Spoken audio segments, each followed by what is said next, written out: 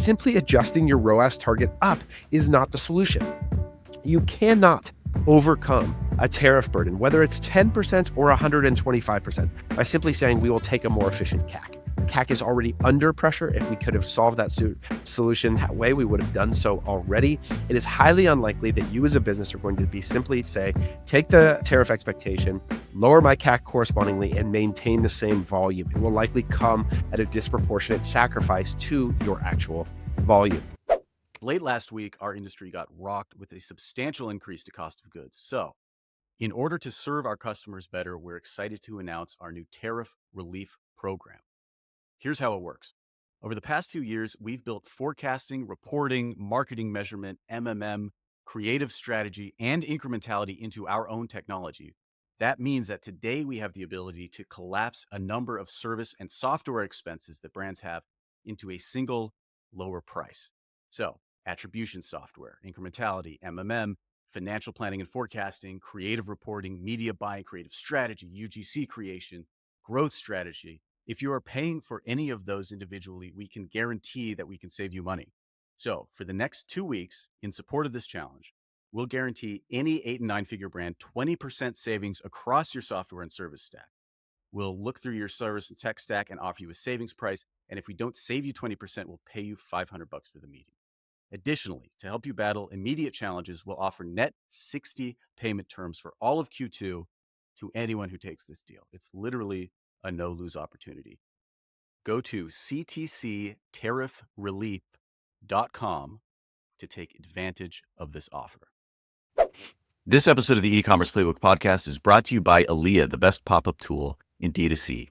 At Aaliyah, all they do is pop-ups. It's all they care about. It's what they live and breathe. Nike Strength, Plunge, Create Gummies, Patrick Ta, Brez, and Hostage Tape are some of the 900 plus brands using Aaliyah.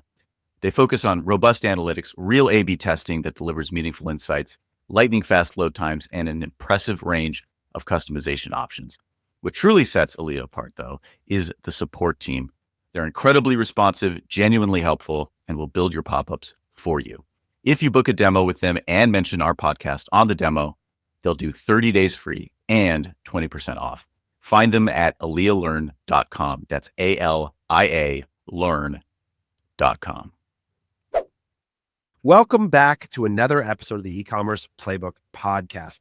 Solo edition. I'm back by myself. And today I want to bring you the first half of a webinar that we did for all of our clients on Friday. We had about 100 people in attendance going through a tariff response strategy. We also brought in a number of industry partners to put together some exclusive offers for CTC clients. And I want to share you a little bit about the setup that I gave that sort of outlines how we are thinking about discussing with our clients how they should consider responding to the current ambiguity of the market.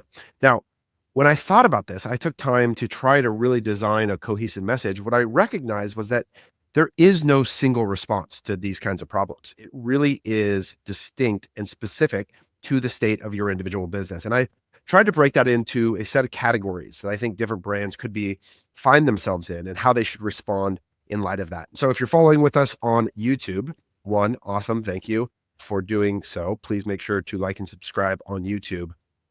I'm going to have the deck up from the webinar that I'm going to talk through. I'm going to do my best to communicate, knowing I'm on a podcast as well here, to go through the setup that we gave in our tariff strategy webinar this first week. The first thing, and I'll breeze through this very quickly because I don't need to reset this on this pod, although it is shifting all the time. The current state of tariffs is simply that there is a 10% universal tariff on all imports across the globe. And there is a current updated rate of 125% tariff expressly out of imports from China, and that the de minimis exemption that many e-commerce brands are taking advantage of, which allowed for packages valued under $800 from China and Hong Kong to be immune from any tariffs, is now gone as of May 2nd. And that is currently where we sit.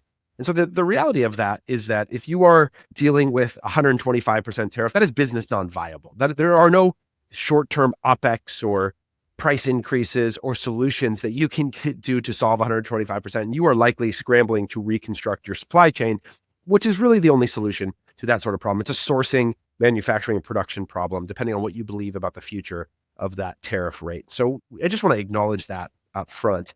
But for the rest of these imports, there are a lot of solutions that provide opportunity for us to work through them.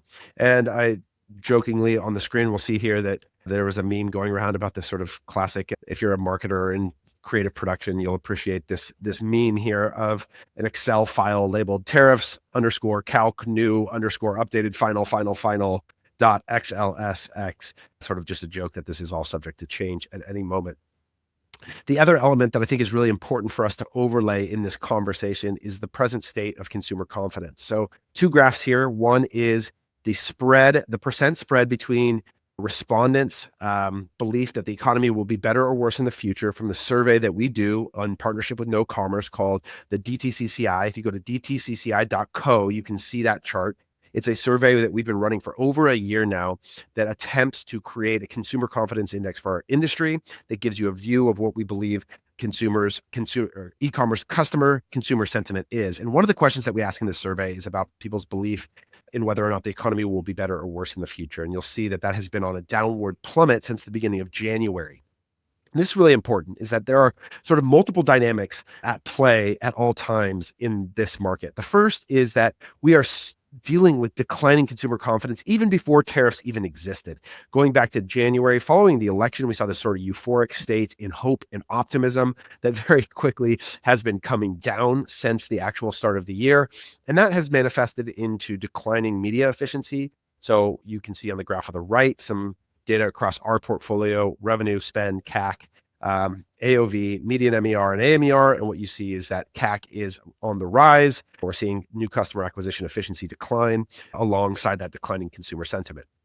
So before tariffs even showed up, brands were facing the reality that their acquisition efficiency and the CAC portion of their P&L was subject to pressure. Now you layer in the COGS pressure and you've got a sort of real conundrum in many cases.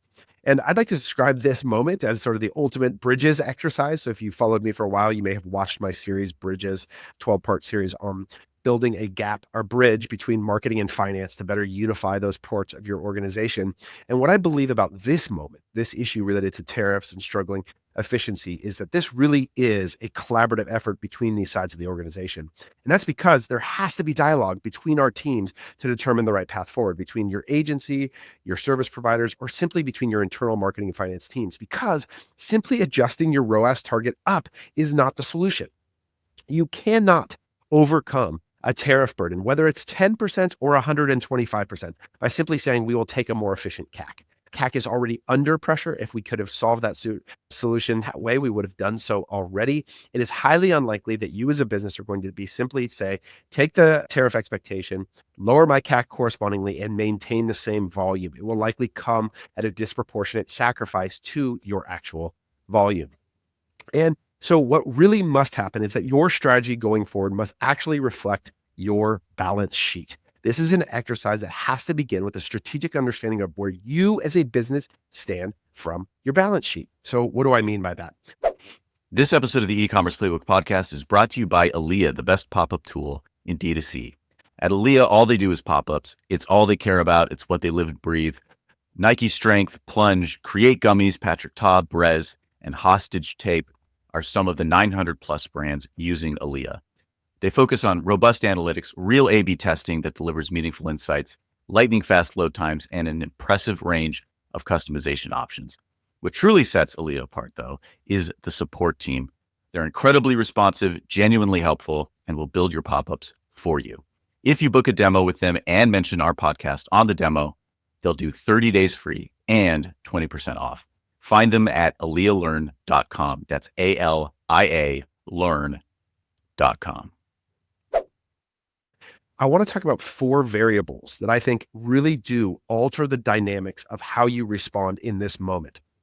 The first is how much inventory you have on hand. Okay, this is really important, is that the amount of inventory that you have that is non-subject to tariff, think of it as already paid for in your warehouse. Brands that I interact with have wildly varying amounts of inventory that can sort of allow for future revenue growth and future margin expectation. So if you are running out of inventory today and you have a big shipment of inventory coming in on the water right now that was a plan for replenishment that was supposed to handle late April and May revenue, that is going to be an immediate margin hit that is really challenging to deal with. Whereas, let's say you just received a very large inventory shipment and you're actually good all the way through August, well, then your response might be very different because you actually have a lot of time on a good priced inventory to be able to wait and see what occurs and decide from there. So the percentage of SKUs and units that have landed pre-tariff determines the margin protection and pricing flexibility that you as a business have. The second one is obvious. It's your cash reserves. How much runway do you have at your current burn rate? Do you have the ability to absorb short-term margin hits? How aggressive can you be? Could you pay the tariff rate? Can you continue to maintain operations if you were to experience a decline in demand? So understanding that debt load is sort of connected, right? What is your repayment schedule? What's the interest burden? This determines the capital flexibility for reorders and what you're able to leverage. And then inventory turnover, speed to monetize the inventory. It influences obviously your cash conversion cycle. So all of these elements and where you as a business sit in relation to each of them actually affects the marketing strategy that I would deploy on your behalf. So strategically, what are the implications of how I would consider each of those variables and how it would show up in our as a partner's growth strategy for you? Well, pre-tariff inventory is a strategic weapon, right? We can use it to buy time if we needed to, so we could actually slow down the growth or the acquisition lever. We could make sure we're taking a higher marginal expectation and ensure that we elongate the duration of that inventory so that you could either find a new supplier or you could wait and see what's happening on the tariff side. Or alternatively, we could use that as a weapon to go and attack and take market share. If you actually have the ability to maintain your pricing leverage on the market and you have to see all your competitors go out and pass on a large amount of ancillary costs, you could actually go out and win a bunch of market by using that leverage. Second, cash is a moat. It creates options when others are trapped by cost inflation. Again, if you have the ability to absorb some of that margin hit to your cash for the sake of market taking, there could be an opportunity to do so. 3, debt is gravity. The more you owe, the less flexible your strategy becomes. Ultimately, your debt obligation is sort of the minimum viable growth responsibility that you have. You have to finance that or your business becomes at risk. And then inventory velocity is the gear. If you can't turn inventory quickly, even good margin may not save you. So let's imagine 4 different balance sheet positions that you could be in and what the strategic posture and tactical response would be in light of that. So let's imagine you're a brand that's in a very healthy position. You've got strong inventory, you've got high levels of cash and low levels of debt. In that scenario, what we would recommend would be an offensive strategic posture. It would be a market share play. So the response might be to undercut slower competitors, aggressively deploy pre-tariff stock for cash and loyalty, right? So you could actually go into, let's just imagine you're in a hypothetical category of, I don't know, denim, right? And all of a sudden what you see is that all of your competitors have had to increase their prices 15%. Well, I might actually start putting together emails and communications and ads highlighting that you have not, that your prices are actually better, it's still in place, you're taking care of the customer. And I would be aggressive in going out and doing that. There may actually even be opportunity for you to go the opposite direction, to actually offer a discount or opportunity to go and win as many customers as possible in this market. If you think about all the places where you're going to be competing, I think about SERPs as a good example, search engine results page, where literally every click or bid for a click on a term like men's or women's denim is just a declaration of the price you're willing to pay to acquire the customer. And in these kinds of moments, what happens is brands either reduce their bid. In other words, they require a more efficient ROAS in order to pay for the click, or they raise the price and therefore decrease their conversion rate on the same bid. Well, in that environment, you have a massive opportunity if you're willing to hold or even increase your bid to take significant share of that digital real estate. Now, that may come at some cost to you, but if you're in this strong position, you may be able to avoid it. Now, alternatively, let's imagine a second balance sheet position where you have high levels of inventory, but low levels of cash and high levels of debt. This, we would take a strategic posture of maybe being more opportunistic, but cautious. In this case, we want to maximize the marginal value of every unit that we have. We want to slow burn, push bundles, and stretch cash. So imagine in this case, we may actually would require that we take a more efficient customer acquisition cost, higher ROAS on our media. We eliminate some of the testing budget or other things that might be alternative ad channels that we're beginning to play in. And we would really focus in on, hey, for this inventory that we have, we've got a lot of it, but we don't have a lot of cash. So in order to go out and either reconstruct our supply chain or pay the tariff in the future, we need to improve our cash position. And we don't want to be trading inventory for customers. We want to be trading inventory for cash. And so we want to be more effective. We're willing to take a little bit slower top line growth to be more efficient in our customer acquisition. In a third situation, and these begin to become the more challenging ones, let's say you have low levels of inventory, high levels of cash, low levels of debt. Now, this may sound okay if things were on a normal course of purchasing, but in this moment, there's actually a challenge. You're a strategic buyer. You need to rebuild wisely. Now, I've seen some opportunities where you could actually explore buying some distressed inventory. There might be an opportunity to go to some of your competitors or manufacturers in the space where they're canceling POs or trying to get out of them and go in and buy some of that inventory at a decreased price. Because what you're looking for, if you have a lot of cash and low levels of inventory, is a way to offset the cost of having to obligate yourself to the tariff. You need to reshore selectively some of your manufacturing, and you need to use pricing power conservatively, right? So we want to, because we have low levels of inventory, we can't be giving it away quickly. So this is usually a situation where you're going to be looking to deploy that cash to quickly reconstruct supply chain or find access to inventory that may be distressed. And then the last situation, which is one that we have to acknowledge that many brands are in. If you have low levels of inventory, low levels of cash, and high debt, you need to move to survival mode.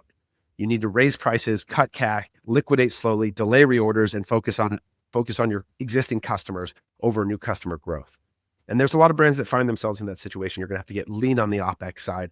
And so the reality is what we're trying to communicate to our clients and force our growth strategists to sit and have a conversation is, where are you?